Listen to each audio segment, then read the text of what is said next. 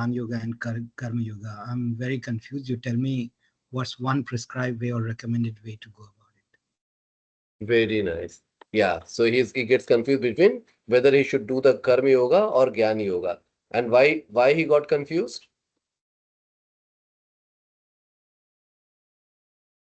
Because Krishna in chapter 2 says Buddhi Yoga is better than Karma Yoga. Yes. But you seems to fight.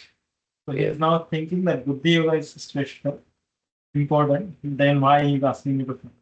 Why he is not asking me to renounce? Yes, very good. So Nitin Prabhu is telling that in chapter 2, Krishna says Buddhi Yoga is better than Karma Yoga.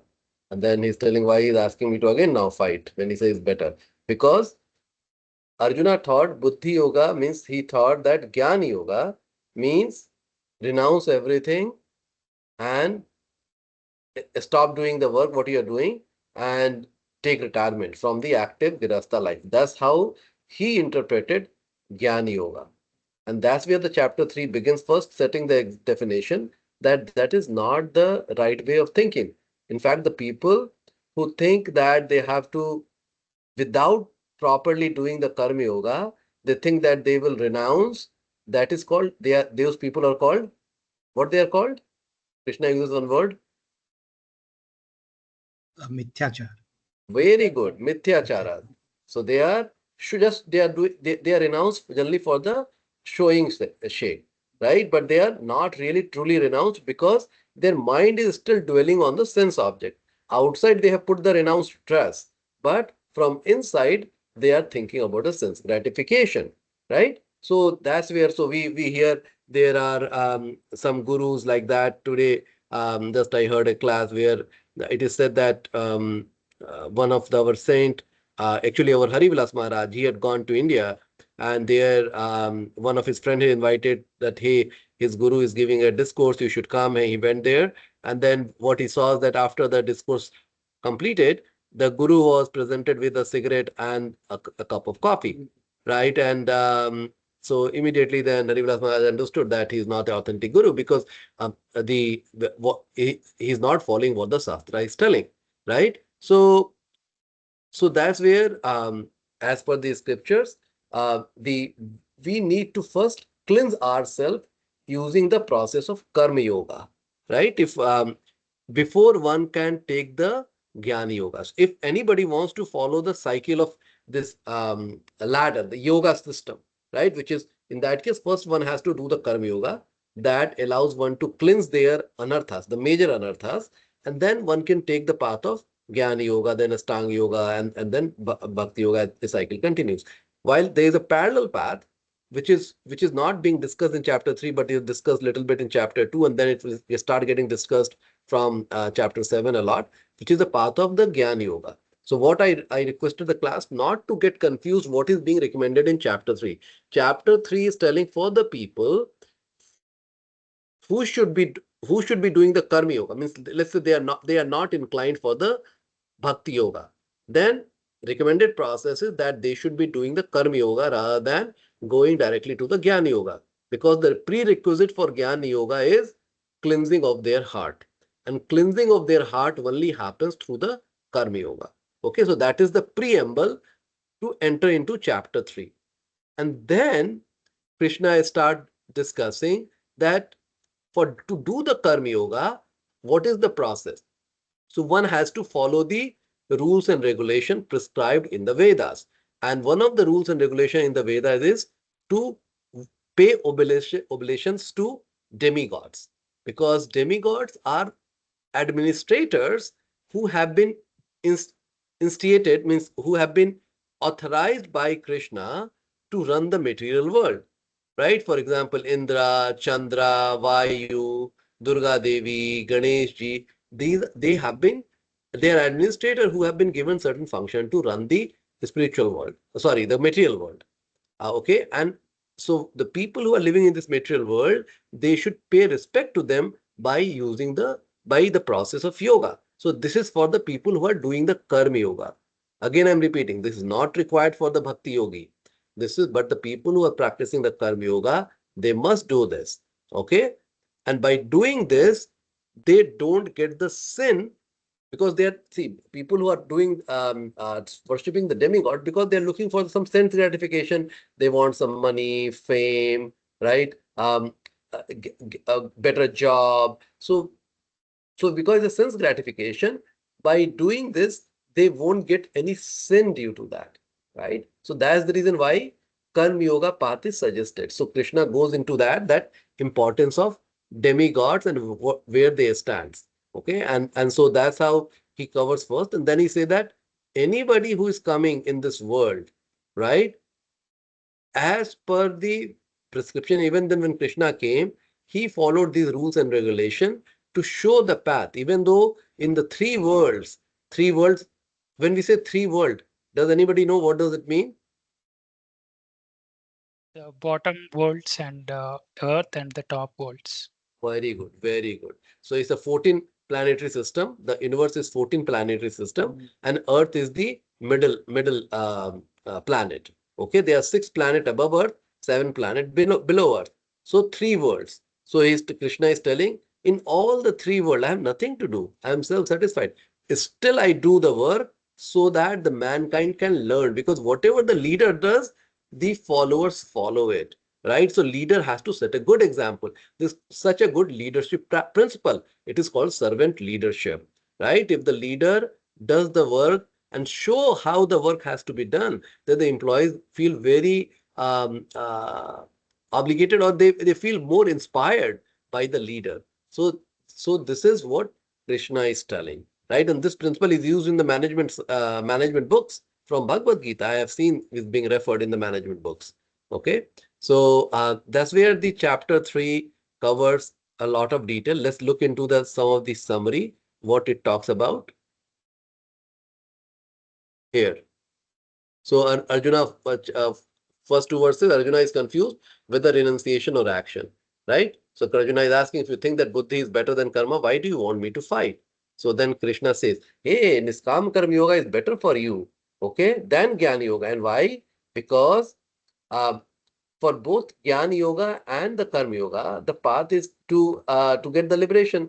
But to get to the Jnana Yoga, the prerequisite is one should be purified from their heart. And the purification happens by doing the work. And then 6 to 9 it says pretender, about the mithyachara. A pretender externally renounce work, but internally dwells on sense objects. Better to perform prescribed work for Vishnu and avoid bondage. And then 10 to 16, it talks about how to go from Karma Kanda to Karma Yoga. So now tell me, what is the difference between the Karma Kanda and Karma Yoga? So doing the prescribed duty as per Shastras is Karma Kanda. Offering the result to the Lord is Karma Yoga. Wonderful, Prabhuji. Very nicely explained. Very nicely explained. And so anything when it is connected with the Lord, then it becomes yoga. That is the definition of yoga. Yoga means to unite. Okay? So unite what? The Lord with our work in this case.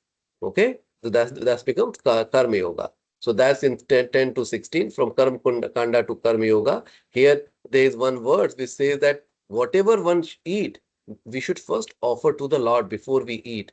By doing that, we are not getting bound in the sinful reaction. Otherwise, if we are only eating for our sense gratification, every time we are eating, we are getting bound by the karma. Because let's say how the food was produced, so how many insects were killed, or if an animal were killed, if it is a meat eating. So anyway, whether anybody a vegetarian or a non-vegetarian, doesn't matter. If it is not offered to the Lord, then one incurs the sin. Okay, so that was the verse 13. Okay, and then 14 to 16, Krishna talks about the cycle of sacrifice, which is how without the sacrifice to the demigods, how one if does it, then they are getting into the sinful reaction. Then last week we started Nishkam Karma Yoga to set the right example. So here a self-realized soul need not work, yet he works as an obligation with detachment. And then Krishna gives the example of Janak Maharaj, and even he gives his own example that how he is engaged in work to set an example as common people follow a great person. So this is where we stopped 2024. Now we will start from 25. All right. Any questions so far?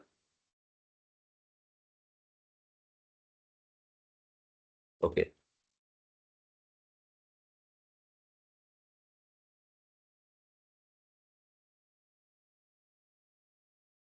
"23." Oh, we did up to 23. Okay. Hari Bol Shabdadisha.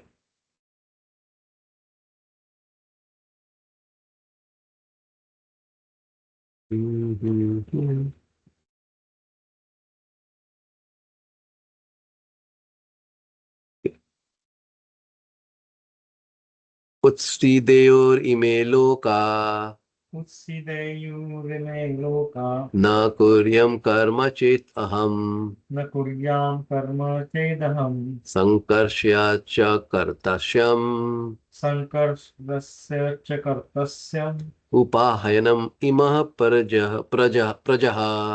upahanyamima prajaha. If I did not perform prescribed duties, all these worlds would be put to ruination. I would be the cause of creating unwanted population, and I would thereby destroy the peace of all living beings. See, if one does not do the prescribed duty, then what's going to happen? Is telling that it will create the unwanted population. Now tell me, how not doing the doing the prescribed duty can lead to the unwanted population?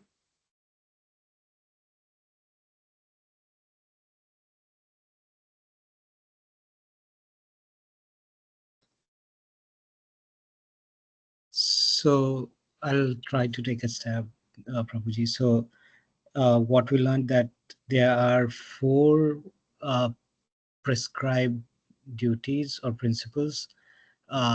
No illicit relationship, no alcohol, no meat, and there's one more.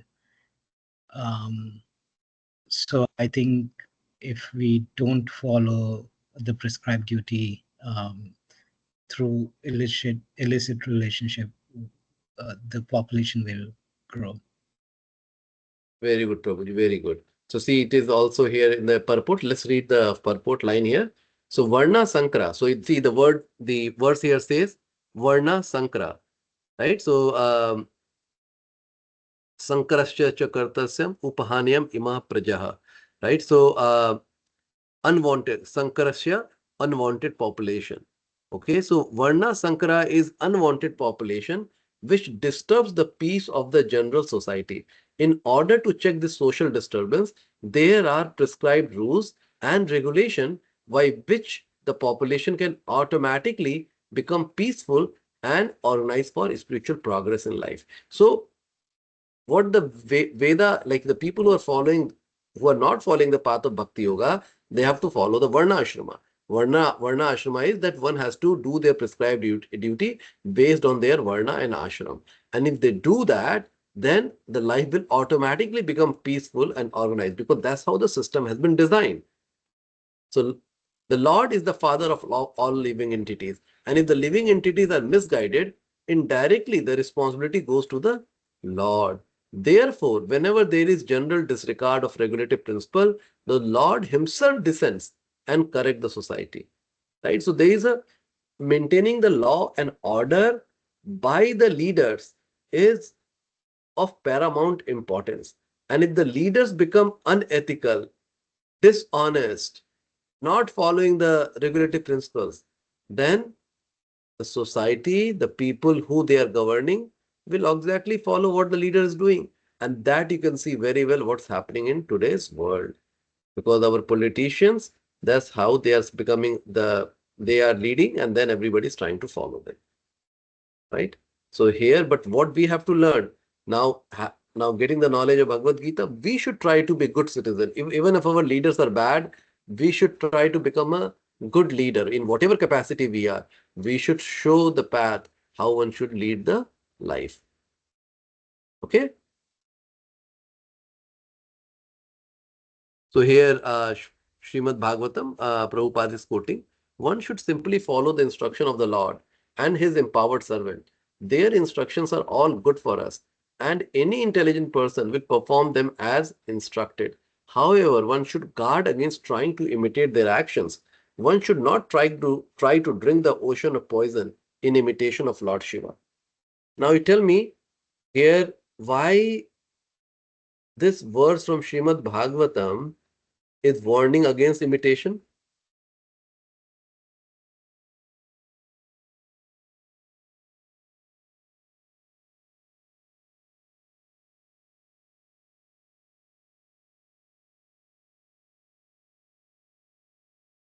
So see, lot of anybody was trying to speak?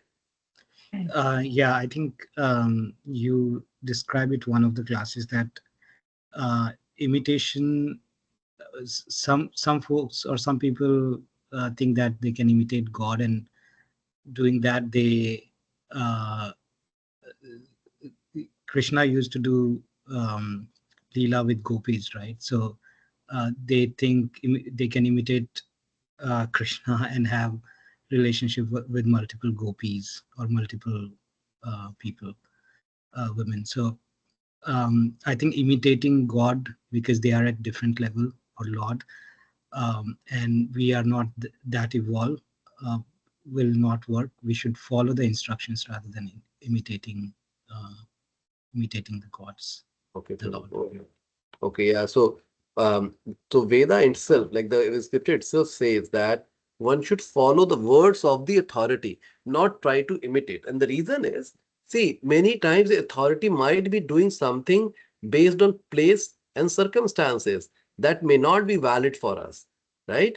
So, for example, Krishna, as you, so before we go to Krishna, here this verse is talking about Lord Shiva, right? Lot of Lord Shiva followers, they smoke ganja. They are telling that, oh, Shiva smoke ganja, so I can also smoke ganja. But they are forgetting that what Shiva can drink the whole ocean of what he drank. Ocean of what? Poison. Poison, right? Can they drink even a drop of poison? So if we think that we can imitate, let's try to imitate then everything. We can't pick and choose that, oh, I'll imitate this, I won't imitate that. So Lord Shiva is his his Sambhunath, right? And so one cannot just go and imitate, right? So this here it says further, there are many pseudo devotees of Lord Shiva who want to indulge in smoking ganja and similar intoxicating drugs, forgetting that by so imitating the acts of Lord Shiva, they are calling death very near. Similarly, there are some pseudo devotees of Lord Krishna who prefer to imitate the Lord in his Rasa Leela or dance of love, forgetting their inability to lift Govardhan. So if anybody wants to do the Rasa Leela like Krishna, then they should try to also imitate of lifting the Govardhan, right? And forget about Govardhan, they should even try to lift a table, a dining table, using their finger, little finger, right? Or even a stone with little finger, try to lift it, right? So we have to be very careful with the people who says that I am incarnation of God. So here, so they, at the bottom line, there are so many incarnation of God without the power of the Supreme Godhead. So these are the lines through which we can understand who is the authentic guru and who is the uh, showman guru, right? Or who is, so we should be very careful because these are the gurus who are breaking the trust of the society by through their action, because people are not fool, right? After a while they learn, oh, my guru does this, they think that, oh, what kind of guru is this? And he's telling that I am following the scripture, it means that our scripture is bogus, why I won't read our scripture, right? They go away from the scriptures, and these kind of a guru, they will suffer in hell. That's what the scripture says, right? And their followers, they're also going to suffer in hell. All right, verse 25. Shakta karmani avidvamsho Sattah karma vidvanso yatha kurvanti bharata yatha kurvanti bharata kuryad vidvams tatha shaktas kurya vidvansa tatha shakta chirshuru loka sangraham. tirshura lokah sangraham.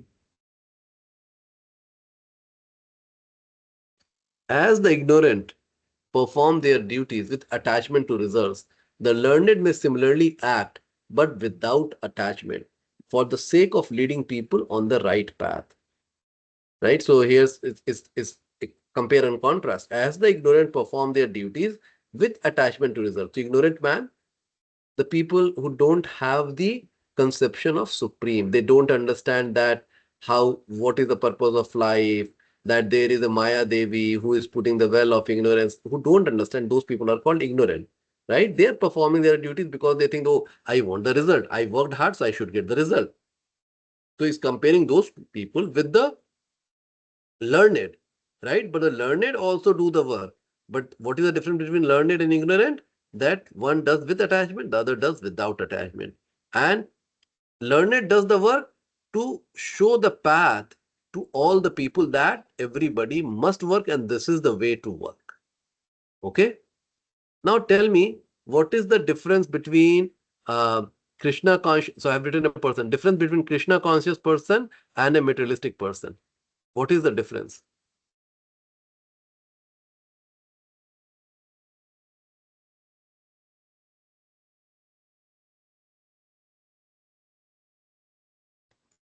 Krishna conscious person puts Krishna at the center of everything, offering result of all the actions. Whereas the other class of people, they work, they are attached to the results. Yes, Prabhu, that's true. At the same time, very so of course, to work in to serving Krishna, all that is come through desire. What kind of desire I have? So the only way to differentiate between Krishna conscious person and a materialistic person through their desire, what they are looking from the work. Because let's say I am also working in Microsoft, other person is let's say working from Microsoft. We both are doing the same work. From outside, we are one and the same, right? What is difference? That I am trying to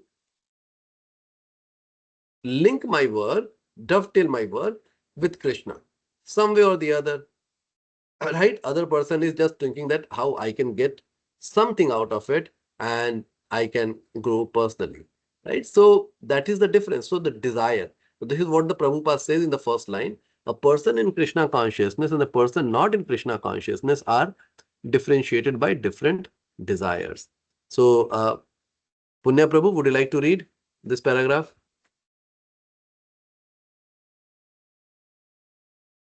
A person in Krishna consciousness and a person not in Krishna consciousness are differentiated by different desires.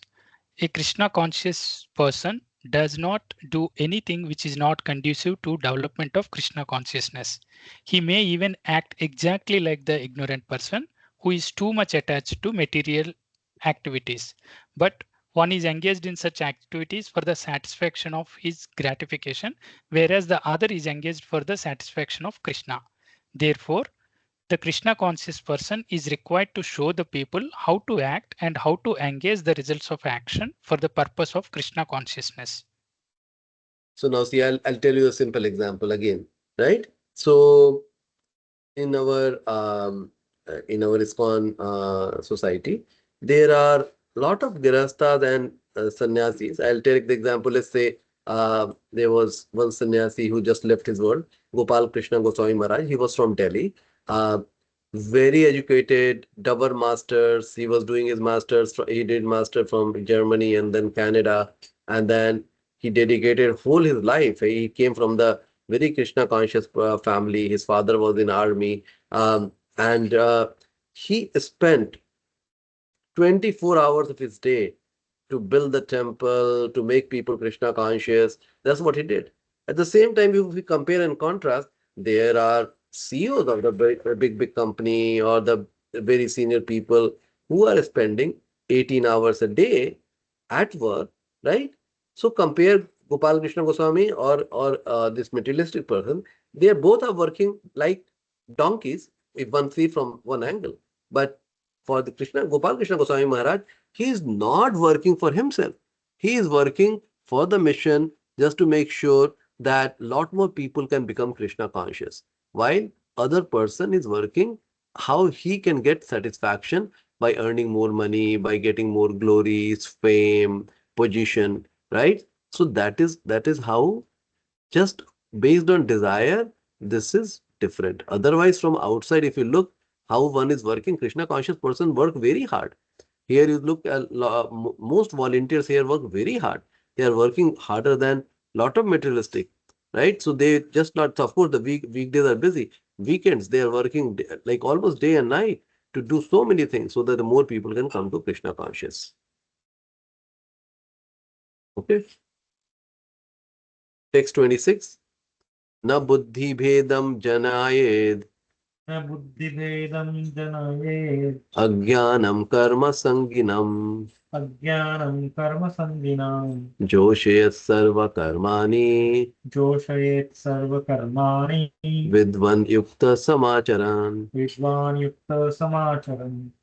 So as not to disturb the minds of ignorant men attached to the fruitive results of prescribed duties, a learned person should not induce them to stop work. Rather, by working in the spirit of devotion, he should engage them in all sort of activities for the gradual development of Krishna consciousness. So that is the extra Prabhupada has added it. Why this verse is telling that he should be engaged in all sort of activities, because that sort of activity will help that person to gradually develop the Krishna consciousness. Because why? Why tell me why engaging in the activities, these kind of activities will gradually develop into Krishna consciousness?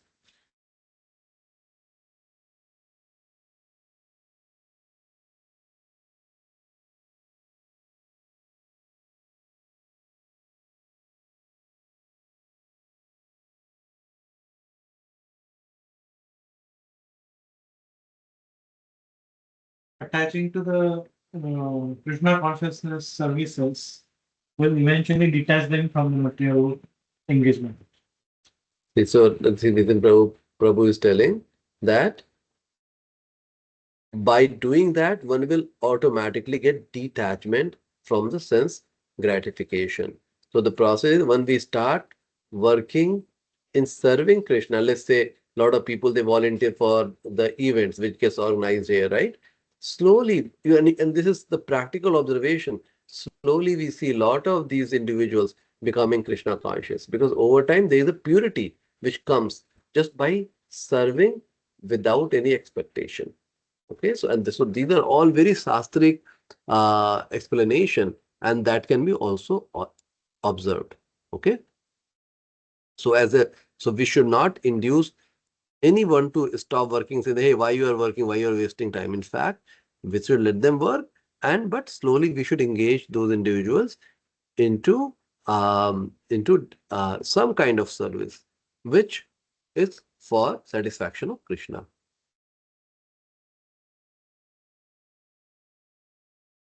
Vedesha sarvairaham eva vedya. So this is from the Bhagavad Gita itself. That is the end of all Vedic rituals, all performance of sacrifice, and everything that is put into the Vedas, including all the direction for material activities, are meant for understanding Krishna, who is the ultimate goal of life. So everything, whatever is recommended in Vedas, that is for the satisfaction for Krishna. Even the sacrifices which are done to the demigods, ultimately that goes to Krishna. That is mentioned in Bhagavad Gita direct. This is a direct verse in chapter 5, the last verse, 529. It directly Krishna says, telling that whatever is being offered to anybody, ultimately he is the bhokta. Okay, ultimately he is the bhokta. Bhokta means enjoyer. Therefore, a realized soul in Krishna consciousness should not disturb others in their activities or understanding, but he should act by showing how the result of all work can be dedicated to the service of Krishna. Okay, so therefore, a realized soul in Krishna consciousness should not disturb others in their activities or understanding, but he should act by showing how the results of all work can be dedicated to the service of Krishna. Although the ignorant man is not to be disturbed in his activities, a slightly developed Krishna conscious person may directly be engaged in the service of the Lord without waiting for other Vedic formulas. For this fortunate man, there is no need to follow the Vedic rituals, because by direct Krishna consciousness, one can have all the results one would otherwise derive from following one's prescribed duties. So this is the Bhakti Yoga path, right? So if somebody is even little inclined, may have so many faults, but if they are little inclined and they are engaged in the service of the Lord, they need not follow the regulation of the Karma Yoga, which is all the oblations to the demigods or the forefathers. None of those things are required. Because when one serves the Krishna directly, then all those prescribed duties are not required, and those are Krishna's words, not our words. Okay?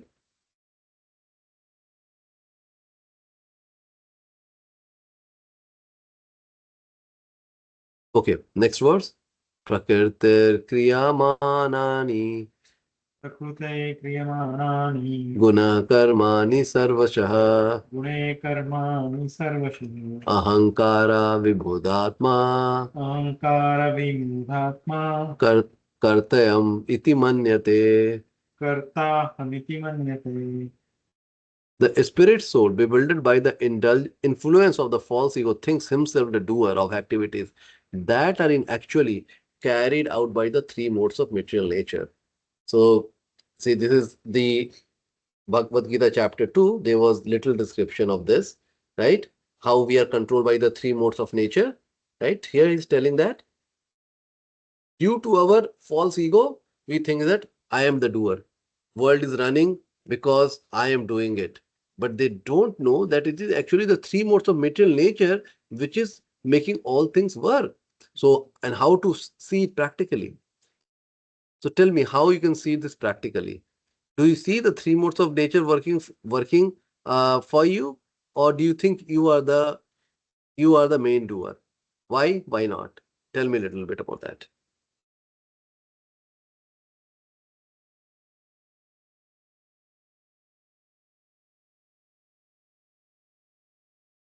Tell me a little bit.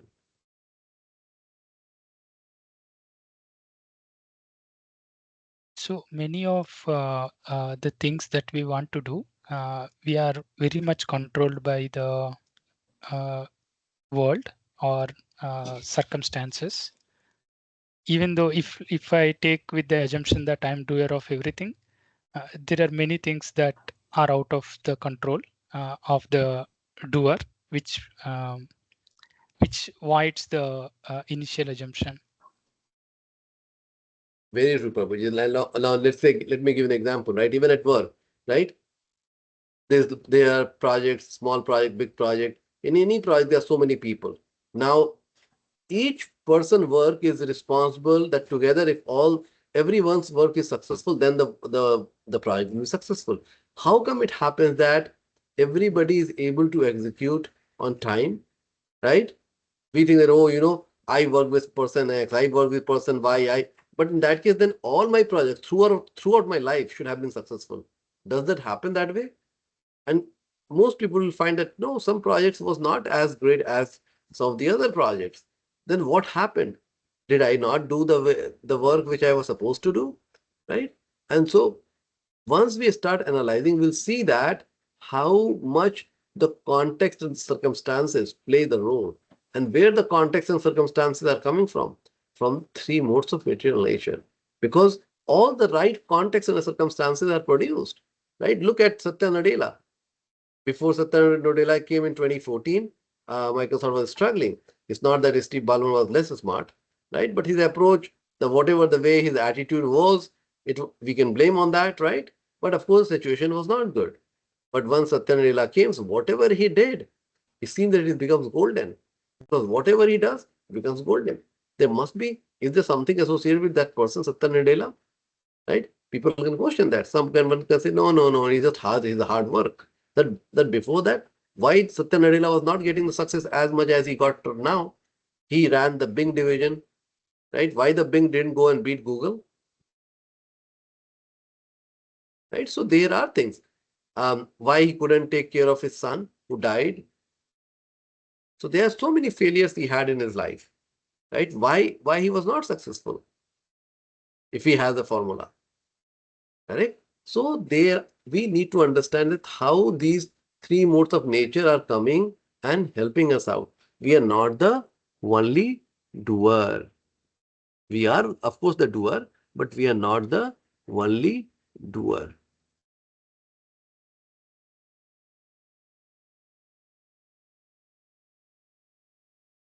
So Santosh Prabhu, can you read the highlighted? Yes. The person in material consciousness is convinced by false ego that he is the doer of everything. He does not know the mechanism of the body is produced by material nature, which works under the supervision of the Supreme Lord. The materialistic person has no knowledge that ultimately he is under the control of Krishna. The person in false ego takes all credit for doing everything independently, and that is the symptom of his nescience. Right. So here, nescience means which is opposite of the science, right? So in this case, the person is thinking that, oh, I am the one who is doing all the work, and they are taking all the credit, and all this happens due to false ego. Now, this is how to know somebody has a false ego. And I'll tell you, the false ego is very subtle.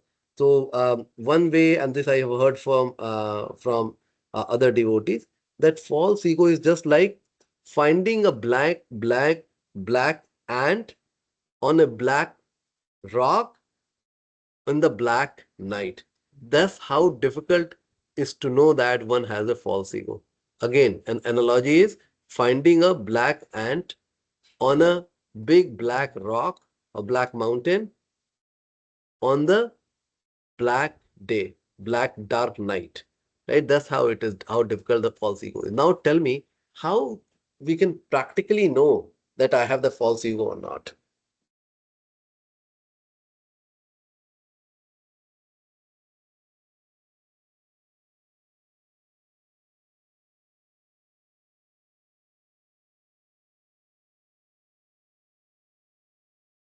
Before we go there, tell me what is false ego? What is true ego? What is false ego?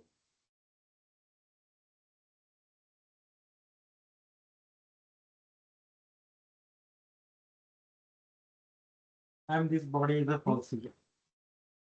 Yes, Prabhu. Tell Punya Prabhu. True ego is the consciousness that we are part and parcel of Lord, or we belong to Him.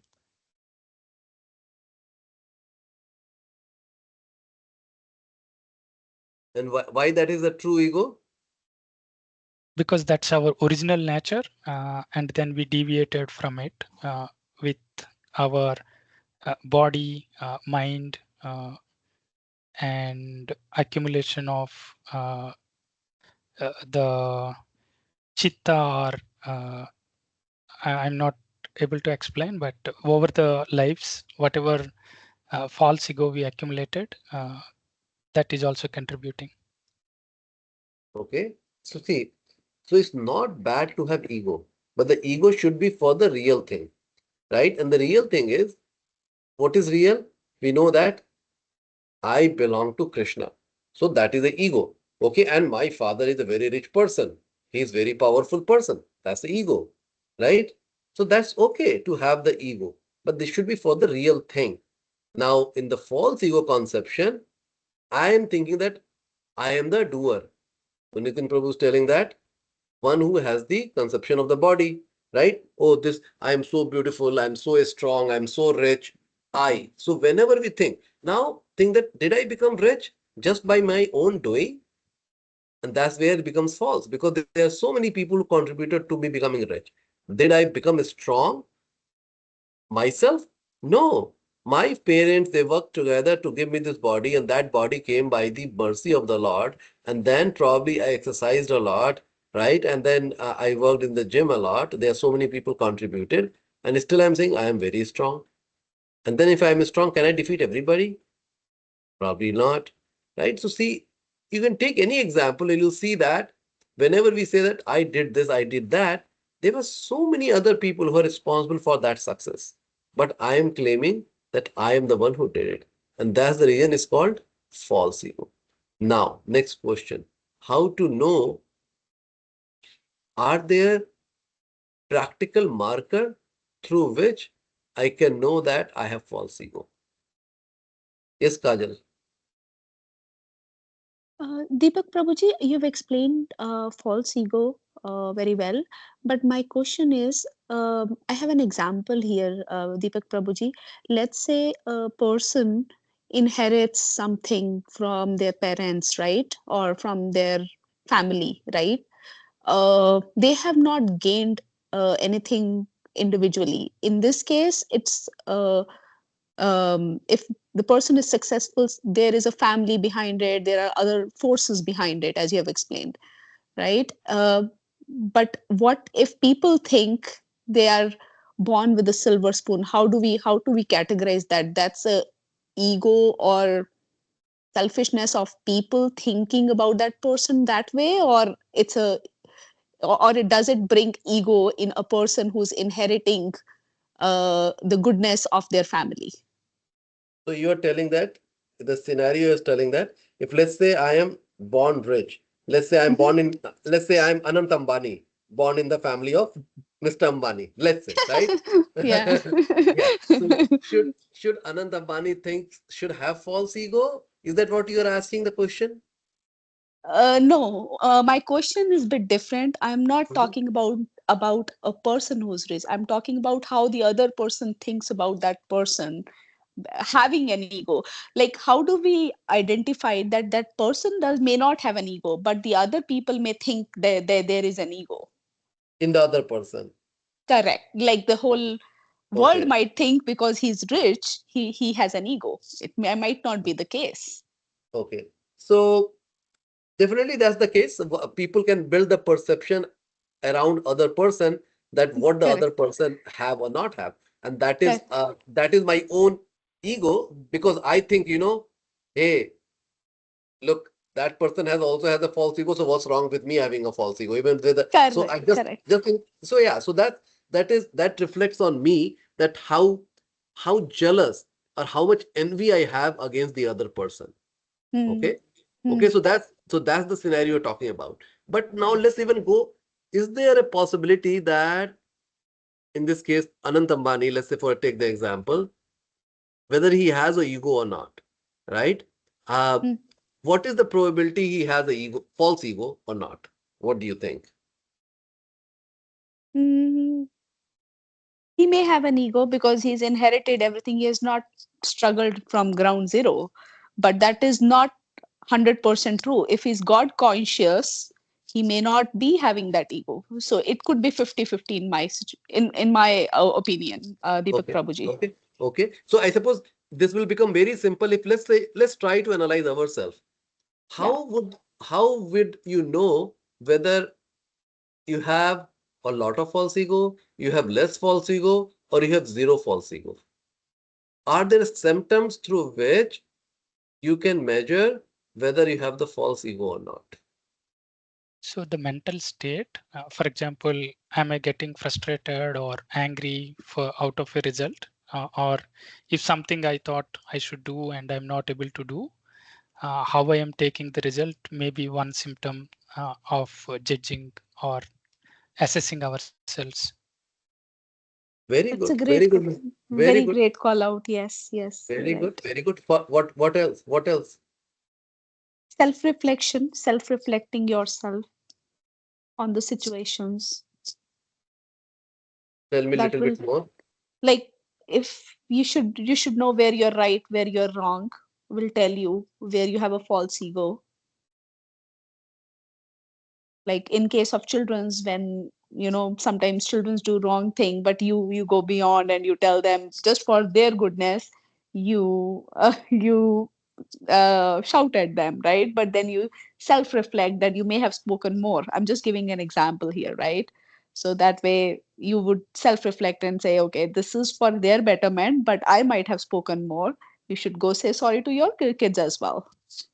So yeah, so in this case that you just realize after the fact that hey, I was wrong, and probably whatever I said that was due to my false ego. That's what you're saying. But in this case, Correct. of course, there is a parent disciplining the parent. It's a little difficult, different from the false ego ground because typically parents don't have the false ego with the kids in general. It is Mhm. because they just want to discipline and they got angry and then they reacted in certain way, right? So I'll tell you some other things, few of the other things, my observation, my own realization.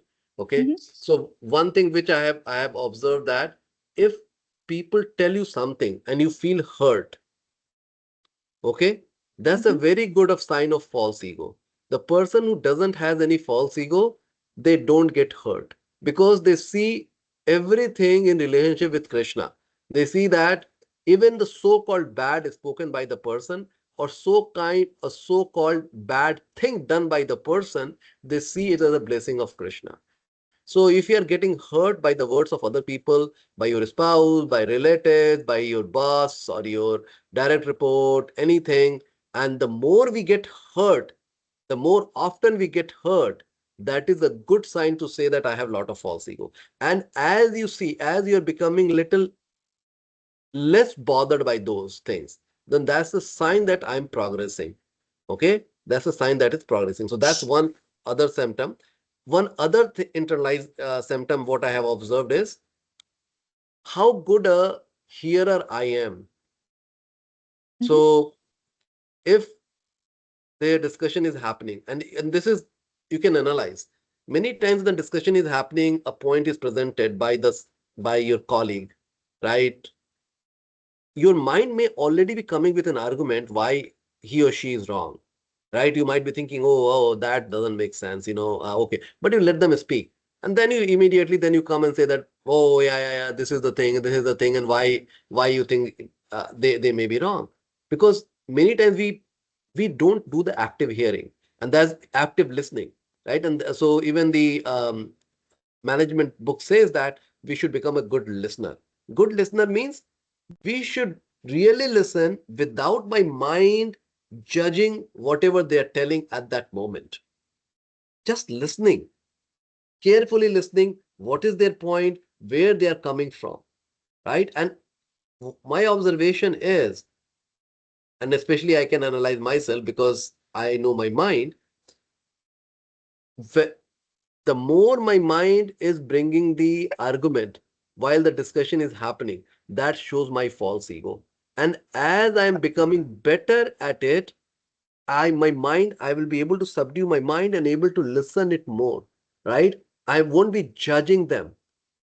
So that is again a good sign that whether my false ego, I have a big false ego or I have a small false ego. I definitely have a false ego.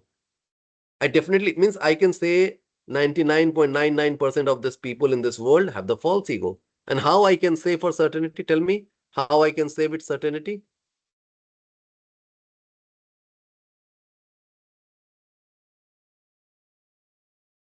Not everyone is a good listener.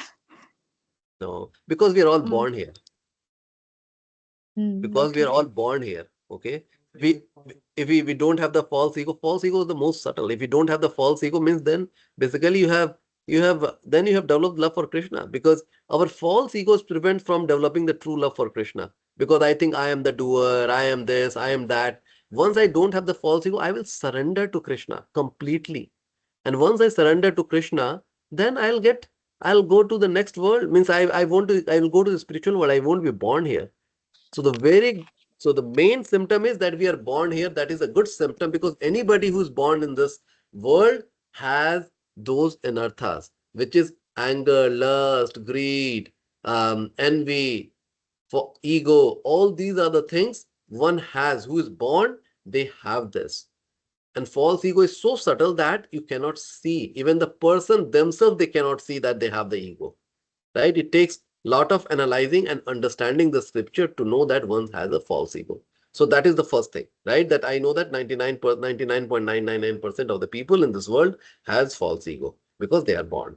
Now, having known that, oh, I have false ego. Now, let's forget about analyzing other people. That's not the goal. The goal is analyzing myself, because I have to make the progress. I have to make the progress. I shouldn't even analyze my spouse. I should analyze myself. Okay, am I listening to her? Am I really listening to her?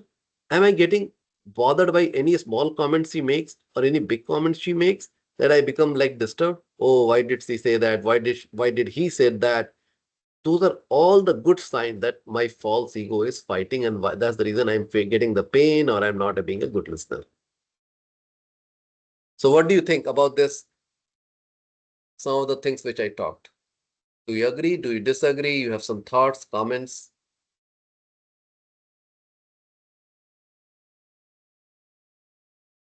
Agree. Punya Prabhu. Agree, Prabhu. Definitely agree. Santosh Prabhu, does it make sense, Prabhuji? Yes, yes, it does, Prabhuji. Thank you Okay. for explaining. Yeah, try to internalize it because see, Prabhu, we will read this Bhagavad Gita, we will forget about it. If we don't internalize it and we don't practice it, it's very, very important. It's a very practical book, but the depth is too much, right? And that's the reason we are trying to make it as practical as much as possible because we are so much conditioned.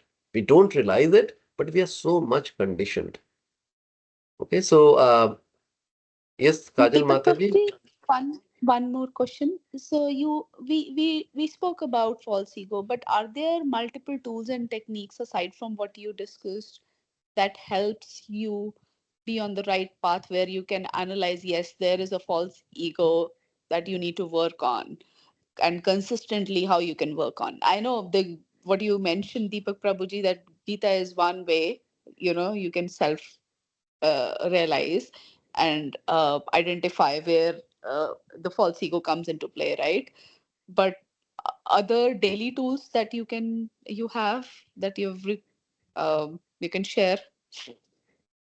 And so to understand your question a little better, so what do you mean by the daily tool? What you're looking like for? like what do you keep reminding yourself so that don't you avoid having false ego? You said we all have it.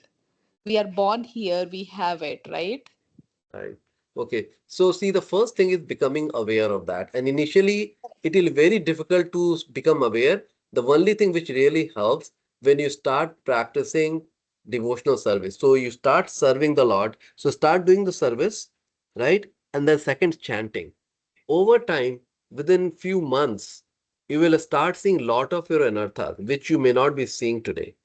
You will become more analytical about yourself. Oh, I have lust also. Oh, I have greed also. Oh man, I have envy also here. I can see that. Oh, damn it, I also have false ego. So this takes time for identifying the false ego and how big the false ego. It may take few years to understand. Okay, but that will only happen.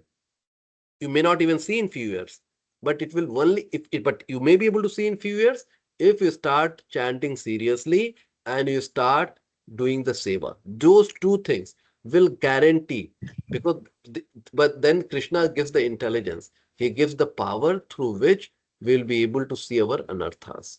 Okay. Mm, mm, mm. Okay, thank you, Prabhuji. Pragya Mataji, any question there?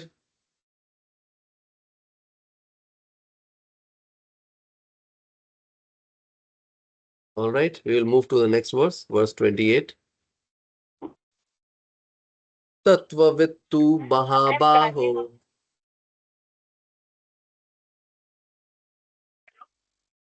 Sorry.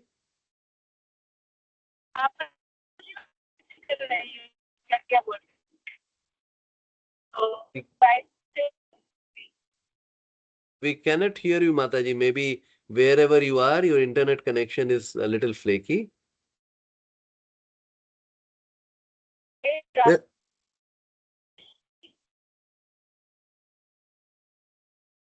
Sorry. Yeah, I cannot hear you. That's fine. That's fine. No worries. Tattvavittu Mahabaho. Tattvavit Mahabaho. Tattvavittu Mahabaho. Tattvavit Mahabaho. Tattvavittu Mahabaho. Guna karma vibhagayo. Guna karma vibhagayo. Guna guneshu vartanta. Guna guneshu vartanta. Iti matva na sajjate. Iti matva na sajjate. One who is in knowledge of the absolute truth, O mighty arm, does not engage himself in the senses and sense gratification, knowing well the differences between the work in devotion and work for fruitive results. Yeah, Prabhuji, tell us about, explain. You can No, tell a little bit. no, Prabhu, please you can. Okay, so Prabhu is, so see, translation is one who is in knowledge of the absolute truth O mighty arm, does not engage himself in the sense and sense gratification. So if I know the absolute truth, so how do I know that I know the absolute truth? How do I really understand that, oh, there is a God and I really trust that? Then I won't be indulging in sense and sense gratification. Today we are indulging in sense and sense gratification because theoretically we know, but we don't really trust it. We don't have 100% faith. We think, something I can also control. And that's the reason, even though we are reading Bhagavad Gita and other scriptures, there is still, you see how much, where we are spending time. Where we are spending time. The summer has come. Most people, they are spending time with the sense gratification, time with family. It's good. We cannot ignore our family, friends sometimes. But you see, what percentage of time we are giving to that? And what percentage of time we are giving to Krishna? That's a hard fact. Just everybody analyze your life. And you can see that if you have really developed, if you have really understood the knowledge or not. Right? And that's exactly what Krishna is telling. And knowing well the difference between work in devotion and work for fruitive results. So we cannot stop working. But when we are working in devotion, so there are people who are working day and night, but they're trying to satisfy Krishna. Right? So here a lot of events are being organized so that a lot of people can come to Krishna consciousness through the outreach. Right? They are also working, but they are working in devotion. It's not for them. They are not getting anything out of that. Right? While other people, they are working, they're thinking what I can get out of it. If I'm going on vacation, I'm getting the enjoyment, I'm getting this, I'm getting that, right? So they are thinking about that. So that's what here is being said. So here he knows his real identity as, so the person who truly understand who is absolute truth knows his real identity, means my real identity. And what is my real identity? That I am part and parcel of the Supreme, right? My real identity is I am part and parcel of the Supreme, and that is my real ego. Hey, I am part of the Supreme Truth. He is the strongest, he is the most beautiful, the millions of Lakshmi serves him.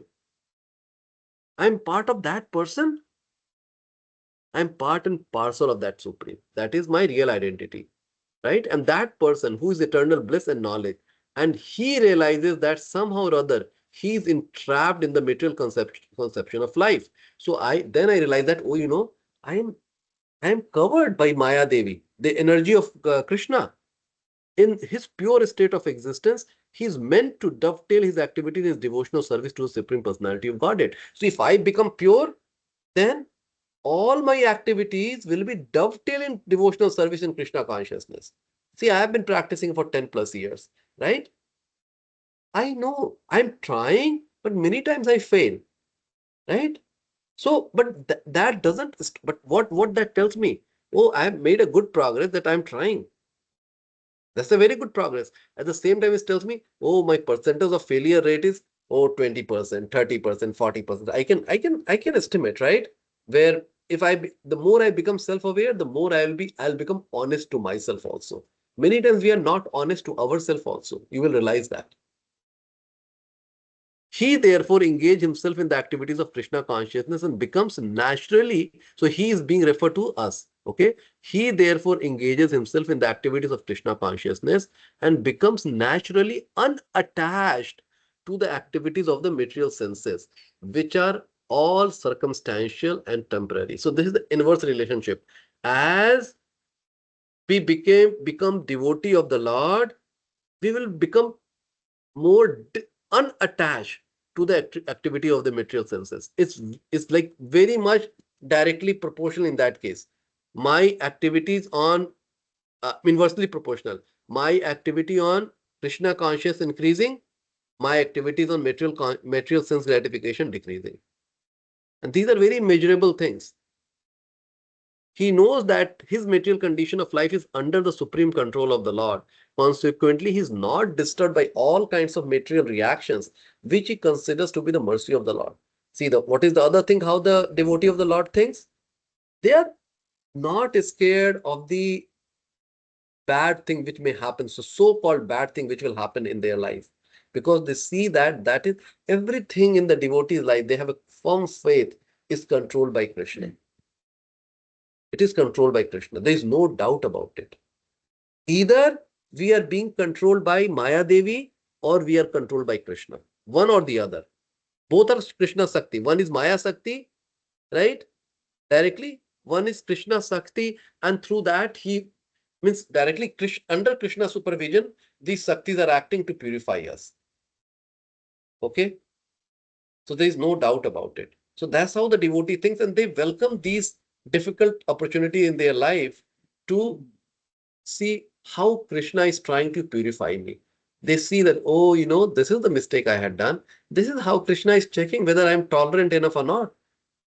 And I try to tolerate. It feels hard.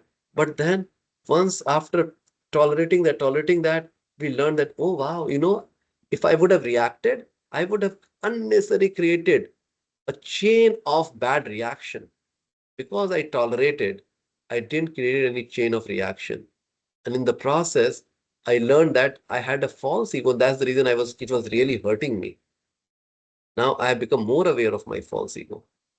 Right? So this is how the devotee thinks. Verse 29. Listen to. Yeah. Prakrute guna sammuddha Prakrtir guna sammudha sanjate guna karmasu sanjate guna karmashu tanakrit samvido tanakrit samvido manda tanakartshan vido mandan krut samvinna vichalaya. krishan venna vichalayat. Bewildered by the modes of material nature, the ignorant fully engage themselves in material activities and become attached, but the wise should not unsettle them, although these duties are inferior due to the performer's lack of knowledge. So here again, see again. So these are all symptoms that. So through this, Krishna is teaching. He's telling that we should not disturb these kind of people. At the same time, through that, we can learn that how the materialistic behave, right? So, and we can see we are materialistic because most of us have come from that platform. We are all in a different path, right? So some are little doing more devotional service, some are doing less devotional service, some are just starting the devotional service, but we are dealing with the material nature quite a bit, right? So here we can learn through this. So bewildered by the modes of material nature, the ignorant fully engage themselves in material activities and becomes attached, right? So we are, because these materialistic person, they're bewildered. They think, so this is how the life is. This is how I have to work 16 hours. Oh, this is how the relationship can be. And they are just, and then they are just attached, like either they are attached or averse. I like this person, I dislike this person. I like this result, I dislike that result. That's what we deal with. But the wise should not unsettle them. So to those kind of people, a wise person does not unsettle them. We don't go and tell them, oh, you're such a materialistic, you are just wasting your time. What are you doing? No, a devotee never go and unsettle those person. They let them do their work. They don't bother them, right? We just pray for them. We just pray for them, and we try to offer them prasad. We try to bring them to some Krishna conscious activity where they can serve. And slowly, as they become more inclined to listen to Krishna, then they will start coming to classes. When they start coming to classes, then they will learn more, and then slowly their life will change, right? But until they themselves they show that inclination to come to classes and learn about it, a devotee don't go and bother them, right? They can only they only go and offer them Krishna conscious prasad and everything. Okay, so that's the real that's what Krishna is telling. So anybody would like to read online? Yes. Persons who are unknowledgeable falsely identify with gross material consciousness and are full of material designations. This body is a gift of material nature, and one who is too much attached to the bodily consciousness is called manda, or lazy person without understanding of spiritual soul. Should I continue? Yes, Prabhu. So here Manda, so because these words are used here. So Mandan, right? Vido Mandan. So now see how shastrically Prabhupada is going word by word, and then he's telling what those, how we should understand those words, right? So the person who's too much attached to the bodily concept, these people are generally lazy also. There's other symptom. You see, on the weekend, let me sleep little more. Oh, oh, I get very busy, this is the time I don't have time for doing anything, Krishna conscious activity. I'm really busy. So this is all our laziness. So laziness is a symptom that how one person is in ignorance. The person who is in Krishna consciousness, they will think, oh, did I sleep more? I wasted 2 hours of time. I could have finished my chanting. Now I'm throughout the day I'm chanting. So I'm such a lazy person. Right? This is how a person thinks. Okay, go ahead, Prabhuji. Where was I? Ignorant men. Okay. Ignorant men think of the body as the self. They accept bodily connections with others as kinsmanship. The land in which the body is obtained is their object of worship, and they consider the formalities of religious rituals to be ends in themselves. Social work, nationalism, and altruism are some of the activities for such materially designated persons. Under the spell of such designations, they are always busy in the material field. For them, spiritual realization is a myth, and so they are not interested. Those who are enlightened in spiritual life, however, should not try to agitate such materially engrossed persons. See, there are some of the other symptoms are many of these people, they will become a social worker, right? And they with nationalist, okay, my country, otherwise you are like waste, right? If you don't believe in Islam, then you should be killed, right? If you don't believe in Jesus, then he should be killed. So we start thinking like that. And there on the Hinduism also, people think that, oh, if you don't follow my path, then you should be killed, right? And those are just not the right way to think, because people in the different country are born under different religion, under different context. We all are equal because we are a part and parcel of the Lord, and we should respect them. We should respect them, right? But see, so these are the symptoms which is being talked about the materialistic person, and one should not disturb them because they are caught by the designations. So better to prosecute one's own spiritual activities silently. So one should really, before I try to turn anybody to become a devotee, I myself should become a devotee, a sincere devotee, right? A sincere devotee, first changing my desires, thinking of Krishna, start practicing it sincerely, right? And start chanting sincerely. And then if I go and tell other people, then they will say, oh yeah, okay, this is a sincere person, right? So once, long time back, when I was new to Krishna consciousness, one monk had come, Brahmachari ji, and I asked him, I'm trying to preach to so many of my friends, but nobody listens to me. He said that first try to make yourself stronger. So, and then, yes, after I became stronger, I became more serious in my sadhana. Then some of my friends, they looked at it and they came to Krishna consciousness automatically. They joined the class, they made some progress, right? So we have to build ourselves first before we go and train other people. But the devotees of the Lord are more kind than the Lord because they understand the purpose of the Lord. Consequently, they undertake all kinds of rest. So still there's some devotees become little more enthusiastic and they try to preach because they have a good intention that, I don't want these people to suffer. Let me tell them something that they should look at Krishna. There is a better path. So sometimes, so they take risk just because they are in so much of love for Krishna. But we should be very careful. We should not alienate people, right? Anytime we talk to anybody, our goal should be that are we bringing that person closer to Krishna than where that person is? If I say something and that person goes farther from Krishna, then by saying what I have said had really disturbed them. And that is not good. Okay. Verse 30. Yes, Prabhuji. मयि सर्वाणि कर्माणि Mai sarvani karmani Sannasya Sannyasa adhyatma chetasa. Nirashi nirmamo bhutva Nirase nirmamo bhutva. Yudyasva vigata jvara. Yudhyasva vigata jvaraha. Therefore, O Arjun, surrendering all your work unto me with full knowledge of me, without desires for profit, with no claims to proprietorship, and free from lethargy, fight. Fight. Okay, so do work. He's telling that just do work. Don't think that what you're going to get out of it. Right? Before Arjuna is analyzing that if I do this, then I'm going to get sin. If I do this, then I'm not going to get enjoyment. If I do this, then there will be Varna Sankara. He's give all those stuff. Now, Krishna is telling that you should not be thinking all those stuff, right? What is your dharma as a Kshatriya? Just go and fight because you're fighting for me, because I am telling you. So this verse clearly indicate the purpose of the Bhagavad Gita. The Lord instructs that one has to become fully Krishna conscious to discharge duty.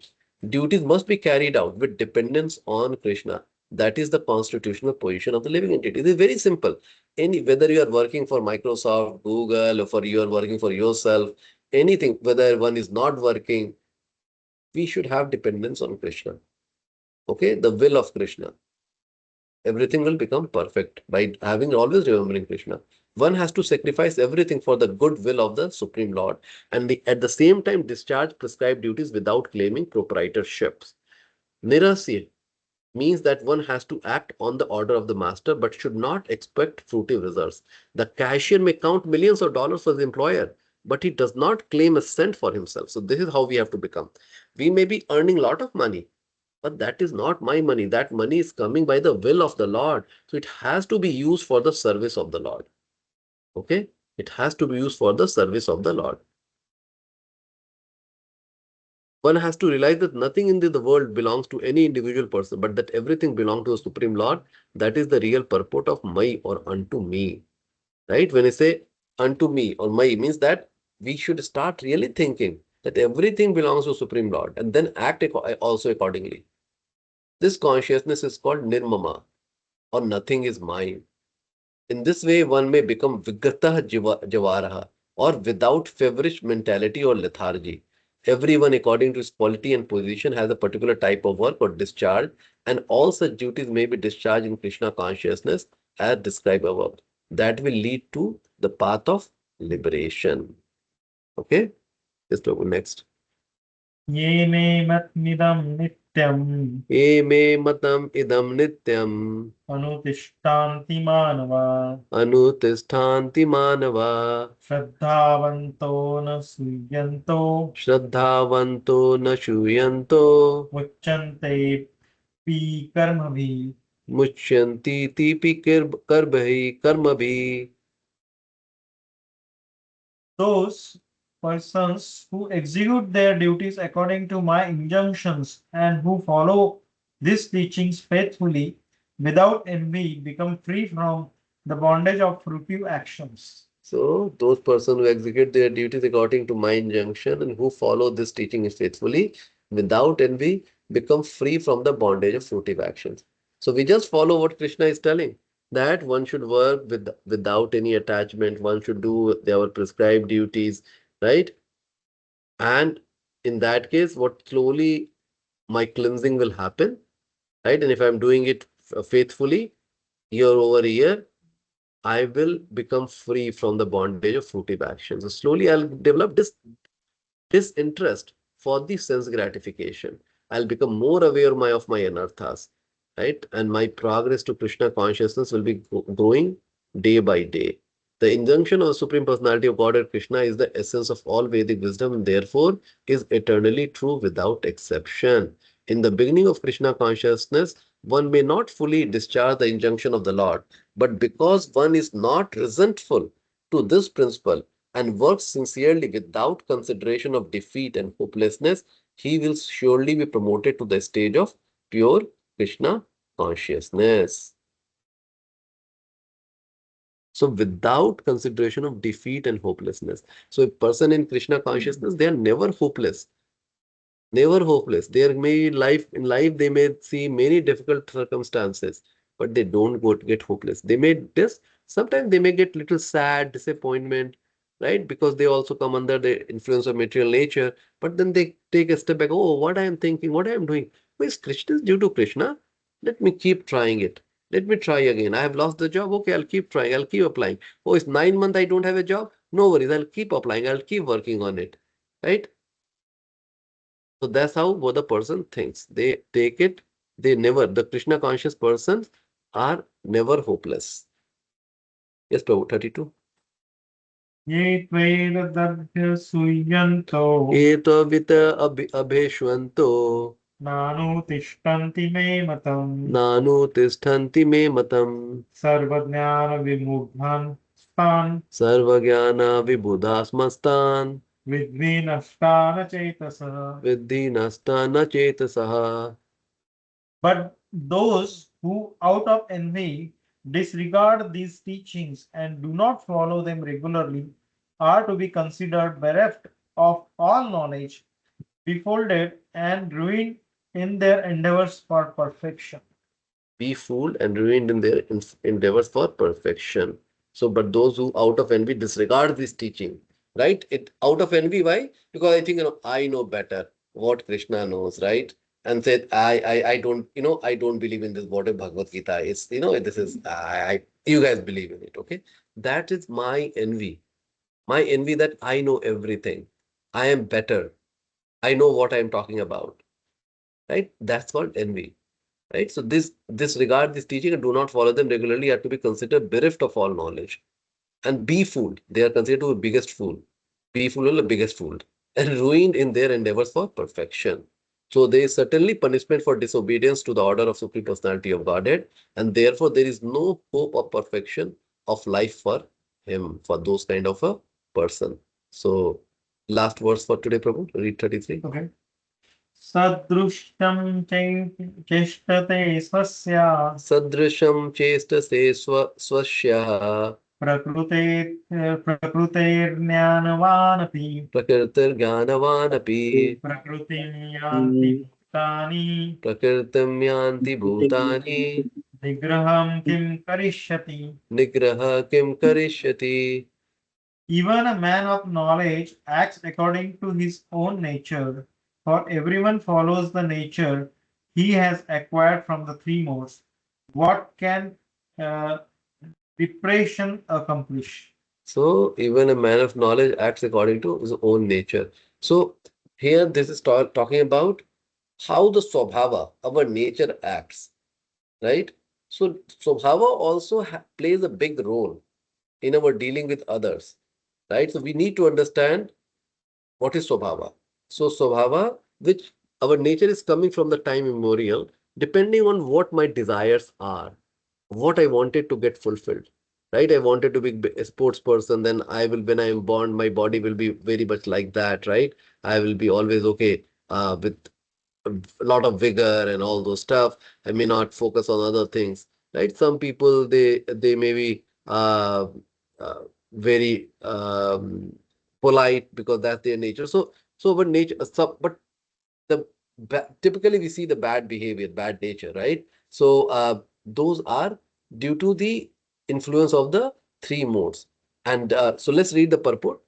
Unless one is situated on the translated platform of Krishna consciousness, he cannot get free from the influence of the material mode of nature, as it is confirmed. So we should understand, as long as we are in this world, we will be always be influenced by the three modes of nature. It is impossible to get out of the entanglement of Maya simply by theoretical knowledge or by separating the soul from the body. Right? That's not possible. Okay. So we will stop here. Okay, we will stop here. Any question, any thoughts before we uh, end the class today?